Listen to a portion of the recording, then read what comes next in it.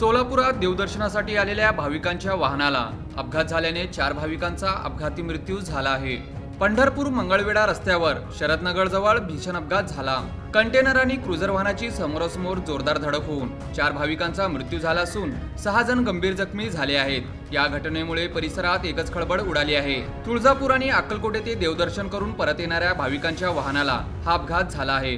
हे सर्व भाविक ठाण्यातील एका खासगी कंपनीतील कर्मचारी असून सुट्टीनिमित्त कुटुंबियासह फिरण्यासाठी आले होते। अपघातातील सर्व भाविक डोंबिवली परिसरातील रहिवासी असल्याची माहिती समोर आली आहे। या अपघातात मृत्युमुखी पडलेल्यांमध्ये एका 14 वर्षाच्या अल्पवयीन मुलाचा समावेश असल्याने हळहळ व्यक्त केली जात आहे। गंभीर जखमी झालेल्या 6 जणांना तातडीने पंढरपूर येथील रुग्णालयात दाखल करण्यात आले असून त्यांच्यावर उपचार सुरू आहेत। विशेष म्हणजे हे भाविक काल रात्री 9:30 वाजता पंढरपूरहून मुंबईकडे रेल्वेने रवाना होणार होते, मात्र त्यापूर्वीच हा दुर्दैवी अपघात घडला। अपघातानंतर काही काळ पंढरपूर मंगळवेढा मार्गावरील वाहतूक विस्कळीत झाली होती।